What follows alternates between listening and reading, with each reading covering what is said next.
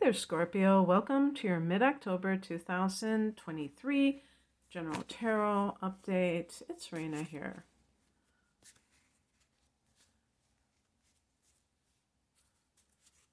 I'm shuffling. My method is like very crude. I remember when I was a kid when, card games were so big and some kids knew how to do those fancy shufflings, and I've always had to do it like a little bit differently.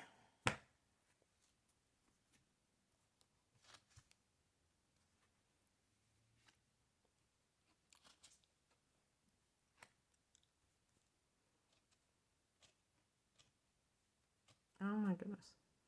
I like these cards, but it's very hard to lift the top ones because they're matte, so they're kind of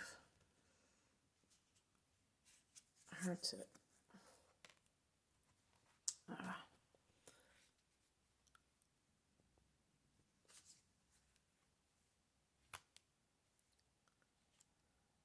Interesting.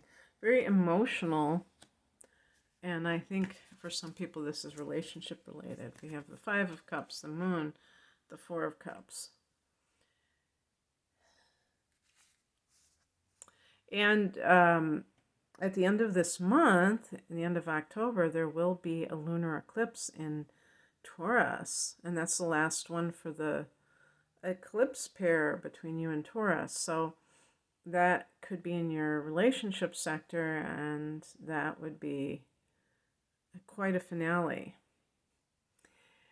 The heart of the matter is the Four of Cups, this feeling of disinterest, dissatisfaction, maybe in a relationship.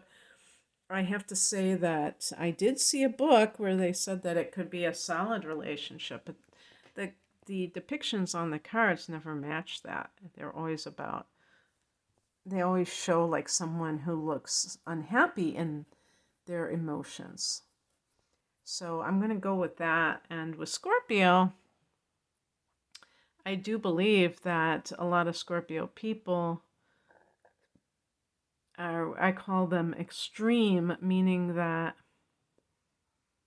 you either want something or you don't. You either are into something or you're not. You're not like half-assed about anything. You're very particular, and you have to be all in on something to really invest in it.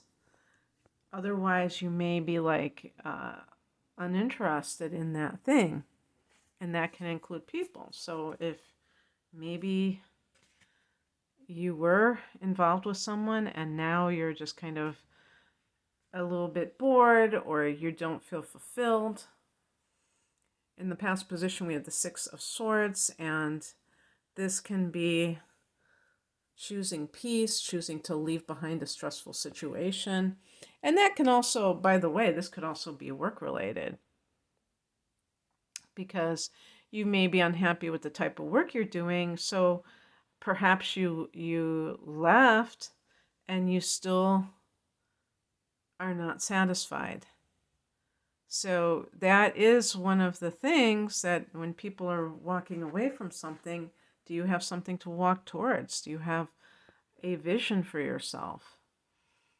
Because otherwise a person is just going to jump from the frying pan into the fire.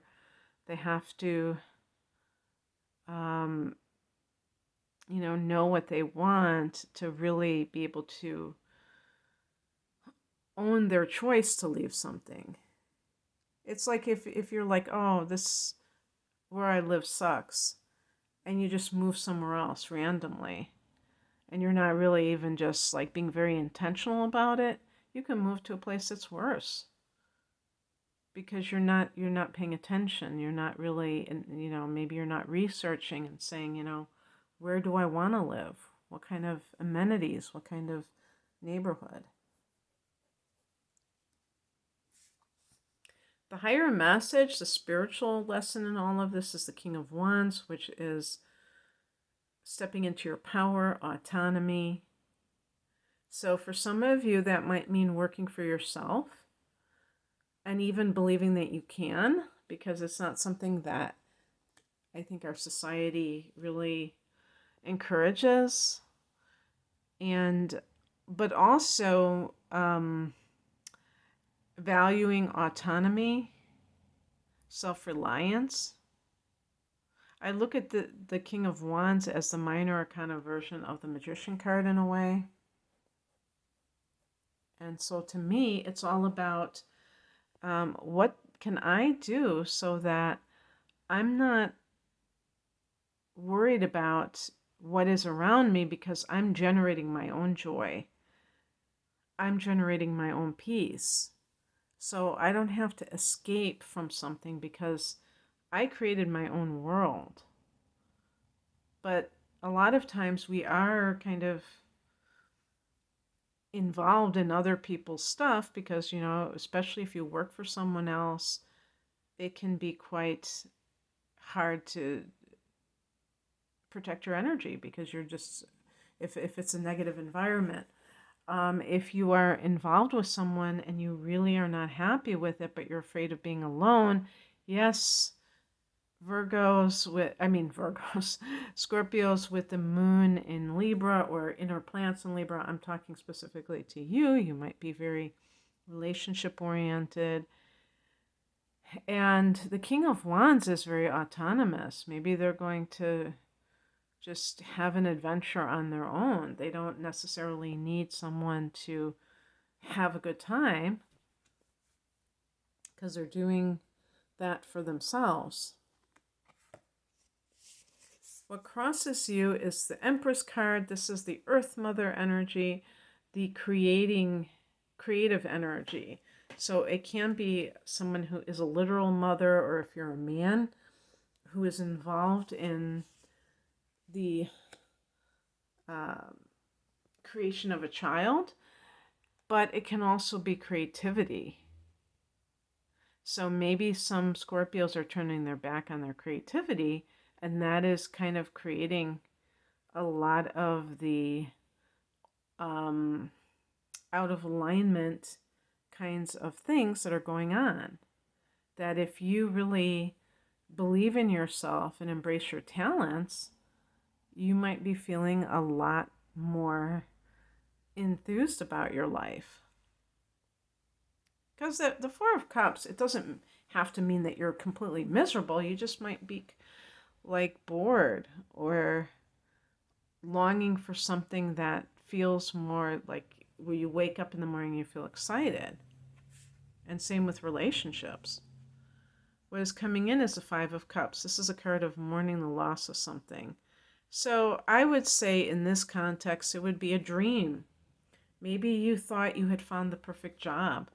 Perhaps you went to school for this thing and you spent a lot of money, your parents spent a lot of money, whatever, or just a lot of energy on it.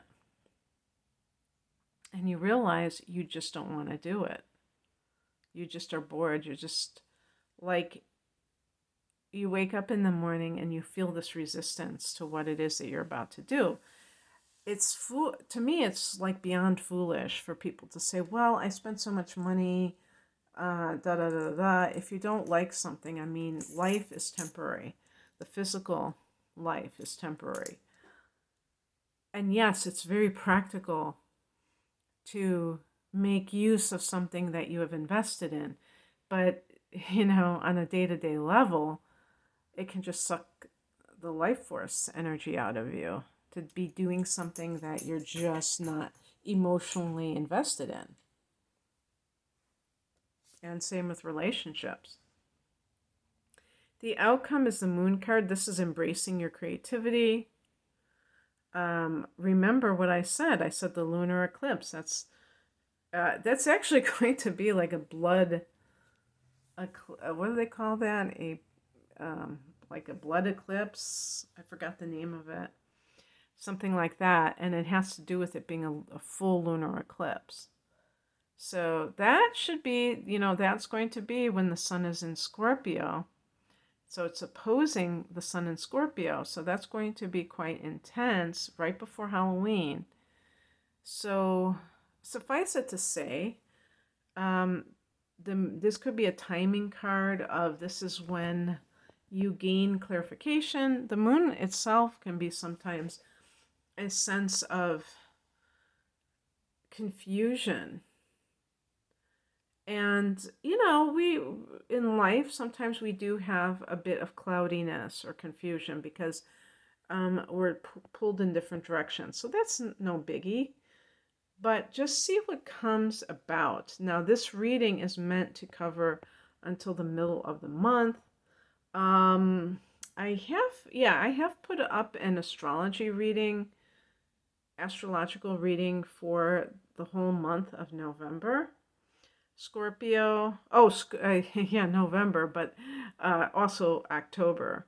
So if you are interested in some of the events in the second half of October, that has been up for a few weeks. And yeah, so I hope that you enjoyed this. Some things may be revealed. Full moons can bring out secrets, and this is like on steroids. So let's see what happens. So I hope you enjoyed this, Scorpio. If you'd like a private reading, I'm promoting my double astrology readings called Deep Dive Readings, perfect for Scorpios. An hour of natal chart analysis, an hour of transits for a special price. And this is I think this can be particularly interesting at this time of year when you're having your solar return or are about to, because you can see the trends for the upcoming 12 months. And I have also one with those readings plus a full-length tarot reading called The Whole Enchilada, and I have standalone readings, relationship and career readings, and so on and so forth. You can find out more at the link below. I'm at RainaMoonAstrology.com. Thank you for watching. Bye.